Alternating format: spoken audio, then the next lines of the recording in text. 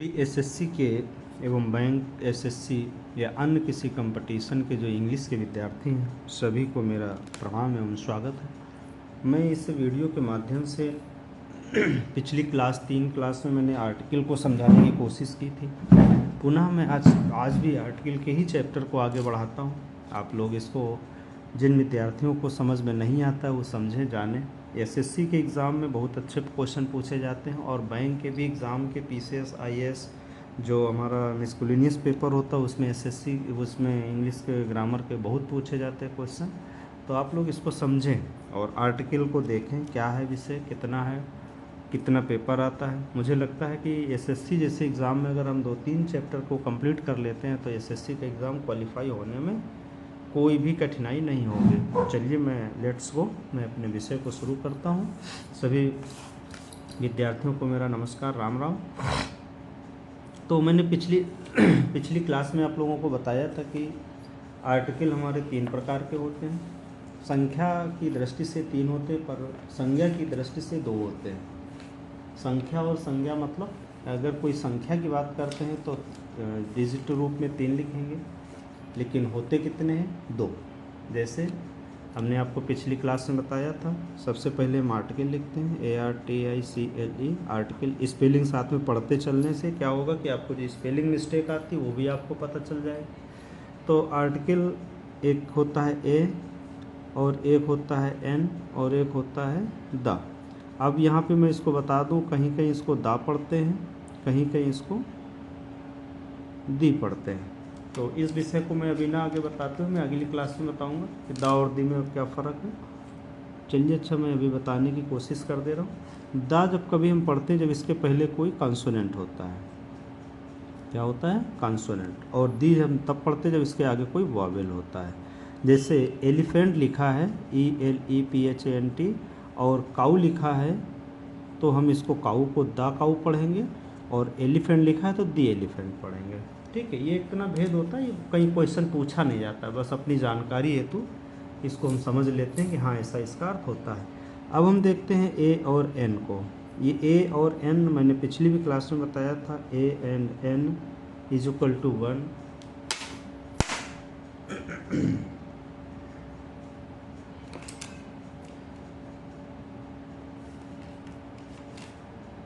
A and N is equal to 1 indefinite होते हैं। कैसे होते हैं? इंडेफिनिट होते हैं। इंडेफिनिट का मतलब क्या होता है? अनिश्चित होते हैं। क्या होता है? इंडेफिनिट। इंडेफिनिट का मतलब अनसर्टेन। अब ये होते तो नहीं अनसर्टेन, क्यों? क्योंकि इसमें इनकी संख्या 1 होती है, लेकिन ये आने वाले नाउन को अनसर्टेन बना देते हैं। इसको नाउन को अनसर्टेन कर देते हैं। ठीक, नाउन को अनसर्टेन कर देते हैं। जैसे उदाहरण हम देते हैं आपको एग्जाम्पल के रूप में, आप समझें। आई हैव अ काऊ। तो ये काऊ कैसी है? इसने क्या किया? इसको किया। ये तो हो गया हमारे पास एक गाय है। इसका क्या अर्थ होगा? 1 ठीक। अब लेकिन काऊ है, काऊ कैसी है? मोटी है, गोरी है, काली है, सफ़ेद है ना? ऐसा कुछ नहीं बताया। टेढ़ी है, मेढ़ी है, टूटी, इसकी विशेषता कुछ नहीं बताई। तो ये कैसी? इंडेफिनिट है। कैसी है? इंडेफिनिट है। क्या है? अनिश्चित है। एक गाय है पर अनिश्चित गाय है। कौन सी है, कैसी है, ये कुछ नहीं पता। तो इसको हम क्या बोलेंगे? वोवेल ए और एन जब किसी नाउन के पहले लग जाते हैं तो उस नाउन को अनसर्टेन कर देते हैं। इसको सर्टेन करने के लिए, एग्जाम्पल नंबर 2, इसको सर्टेन करने के लिए, फिक्स करने के लिए हमें दा का उपयोग करना पड़ता है। इसको दा का। जैसे अब हमने क्या कहा? I have a cow, the cow is white, black,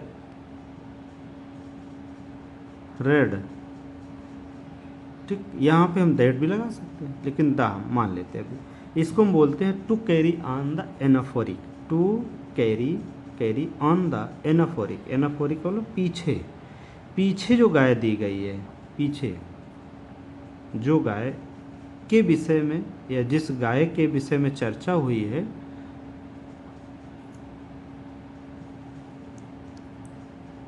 उस गाय की विशेषता क्या है?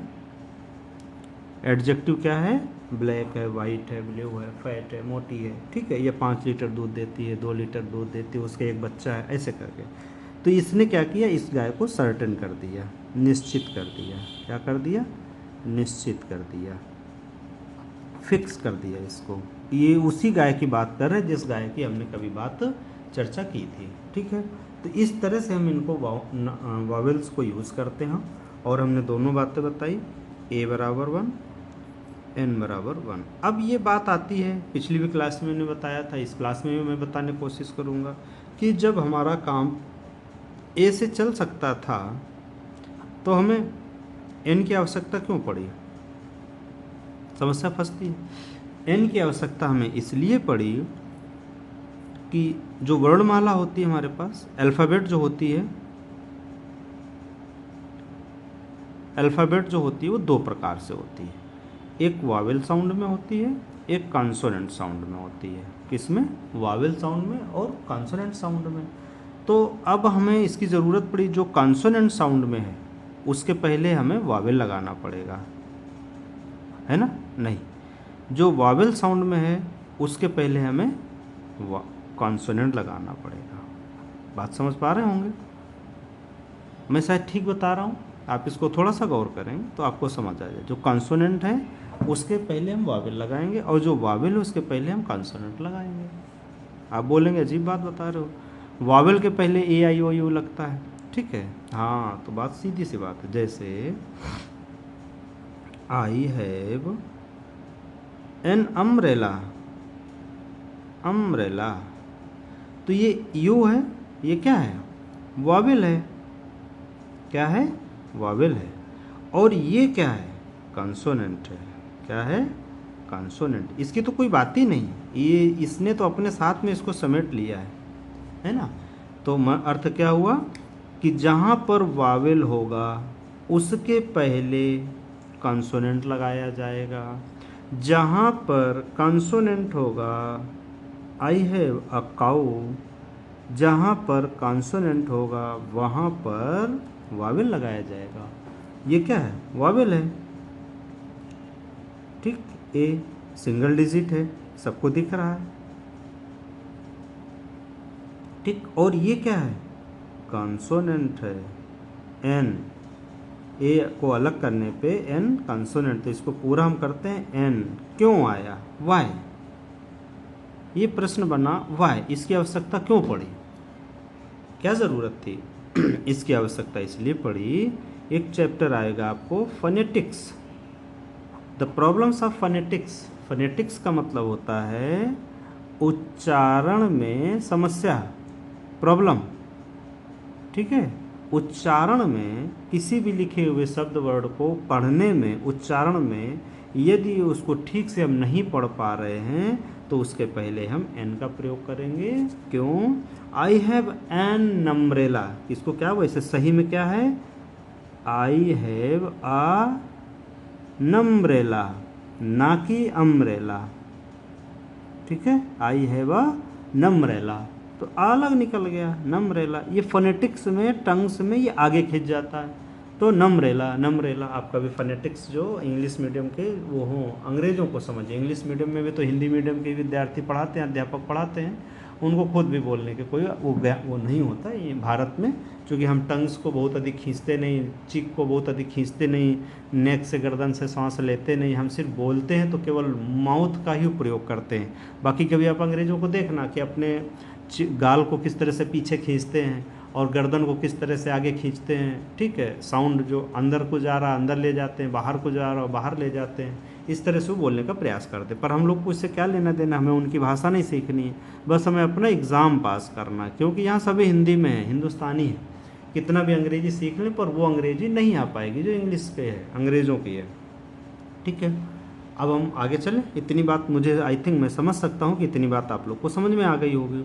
ये क्या करता है? The anaphoric carry on the back वाला एक नियम हुआ, अब हम आपको ये बताने की कोशिश करेंगे कि हमें इसने क्या बताया, वन, काऊ, ये क्या है, कॉन्सोनेंट, क्या है, कॉन्सोनेंट। अब हम जब यहाँ पे आए, आई हैव अन अम्ब्रेला, ये क्या है, वावेल। हमने सूत्र क्या बताया, जहाँ वावेल होगा वहाँ कॉन्सोनेंट लगेगा, वावेल बराबर कॉन्सोनेंट और कॉन्सोनेंट बराबर वावेल, यानी कि वहाँ पे वावेल लगेगा। ओके, अब हमने यहाँ पे ये वावेल था तो यहाँ पे हमने कॉन्सोनेंट टेस्ट कर दिया, लगा दिया भैया, ले उच्चारण में दिक्कत ना हो, वावेल हो गया। अब इसको हमने बाहर कर दिया। ठीक है, ये समस्या हमारी क्वेश्चन में भी पूछी जाती है, एसएससी के एग्ज़ाम में भी आती है। ठीक है, अब हम आगे इसकी नेक्स्ट क्लास में ये बात करेंगे कि इनका हम उपयोग कैसे करते हैं। चूँकि वीडियो 10 मिनट से ऊपर कोई देखता नहीं, बड़ा हो जाएगा। चलिए मैं 2-4 मिनट की बात और कर लेता हूँ। अच्छा, मैं जब इसमें लाइव आने की अनुमति मिल जाएगी तो मैं लाइव भी रहूँगा और इसमें छोटे वीडियो भी डालूँगा। अभी 1-2 दिन से शुरू कर दूँगा, जिससे कि आप लोग छोटी छोटी बातों को सीख सकें इंग्लिश में, है ना। जो 1 मिनट का है, 60 मिनट का है, 15 सेकेंड का, उस तरह से वीडियो बना के मैं आप लोगों को देता रहूँगा इसमें। ठीक है, तो अब हमने क्या समझा, ए बराबर 1, एन बराबर 1, ए एक वावेल है, ये वावेल है, और एन एक ये कॉन्सोनेंट है। अब हम देख लेते हैं कि वावेल कितने होते हैं। पहले हम पढ़ते हैं टोटल अल्फ़ाबेट। अल्फ़ाबेट कितने होते हैं, अल्फ़ाबेट हमारे होते हैं 26। कितने होते हैं अल्फ़ाबेट, ठीक, ए से जेड तक। अब इसमें 5 निकल जाते हैं, कौन से, ए, ई, आई, ओ, यू, ये 5 तो बेसिक वावेल होते हैं। कौन से, बेसिक वावेल। फिर आगे जब चलेंगे किसी नेक्स्ट क्लास में तब मैं बताऊंगा कि उच्चारण की दृष्टि से वावेल कितने बन जाते हैं। क्योंकि हमें आर्टिकल पढ़ना है, हमें क्लास 1, 2, 3, 4 अर्थ तक तो नहीं पढ़ना कि वावेल की संख्या कितनी होती है, A I O U, A I O U, A I O U, 5 होते हैं। ये निश्चित है कि वावेल हमारे 5 होते हैं। अब कभी कभी वाई आई की जगह पर आ जाता है, वाई आई की जगह आ जाता है जब नाउन को सिंगुलर से प्लूरल या प्लूरल से सिंगुलर बनाना हो। इसके विषय में भी बताएंगे। ठीक है, नाउन का बहुत अच्छा क्वेश्चन पूछा जाता है। नाउन और आर्टिकल का संबंध बहुत घना है। ठीक है, एग्ज़ाम परीक्षा में पास होने के लिए हमें दोनों तरह की इंग्लिश आनी चाहिए। एक तो हमें वो इंग्लिश आनी चाहिए जो हमारी क्लास में पढ़ाई जाती है, जैसे 10th में जो पढ़ाई जाती है, 11th में जो पढ़ाई जाती है, वो आनी चाहिए। दूसरी, हमें कंपटीशन में फाइंड आउट करना आना चाहिए। फाइंड आउट मतलब इरर हम कैसे निकालें, ये आना चाहिए। तो ये कब आएगा, जब आप बेसिक ग्रामर सीख लिए होंगे। बेसिक मतलब आपने नाउन की परिभाषा, प्रोनाउन की परिभाषा, वर्ब की परिभाषा, एडजेक्टिव की परिभाषा, एडवर्ब की परिभाषा, प्रीपोजिशन की परिभाषा, इनको समझा होगा। Kinds of preposition, kinds of adverb, kinds of adjective, kinds of noun, kinds of pronoun and usages of the noun and pronoun, verb, adverb, adjective. इनसे क्या फ़ायदा होगा।